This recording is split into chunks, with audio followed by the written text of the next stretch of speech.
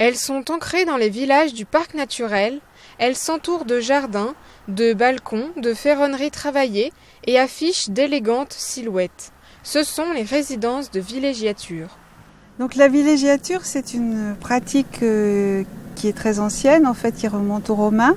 Les Romains, les villas romaines, par exemple à Pompéi ou même à Rome, donc les Romains riches, comme Pline l'Ancien par exemple ou Pline le Jeune, avaient des villas, ce qu'ils appelaient des villas, c'est-à-dire des maisons de villégiature dans lesquelles ils allaient pour un séjour relativement long. Ce qui distingue, là on parle bien de villégiature et pas de tourisme.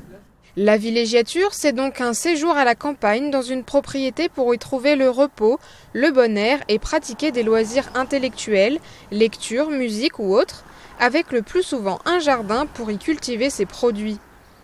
Au XIXe siècle, la villégiature devient également un mode de vie. C'est pas la vie en ville où on a des soirées chic. Là, on vit simplement, on reçoit ses amis, on fait des jeux, on joue aux cartes, on joue au billard. La salle de billard est un des attributs de la villégiature.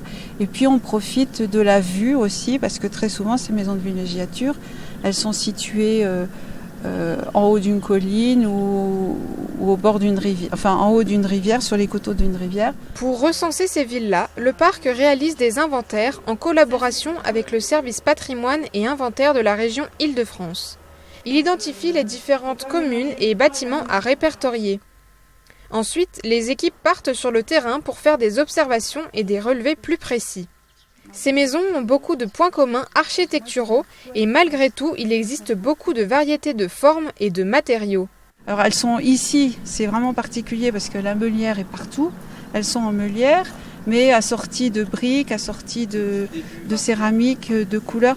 C'est relativement sobre quand même. Il y a des maisons de villégiature à la même époque, en bord de mer par exemple. Il y a des maisons de villégiature balnéaires qui sont beaucoup plus pittoresques, avec beaucoup plus de décors, avec des fermes apparentes ajourées, du bois. Enfin, ici, c'est une architecture relativement sobre. Une fois les inventaires terminés, ils seront ensuite publiés sur le site du parc et accessibles à tous.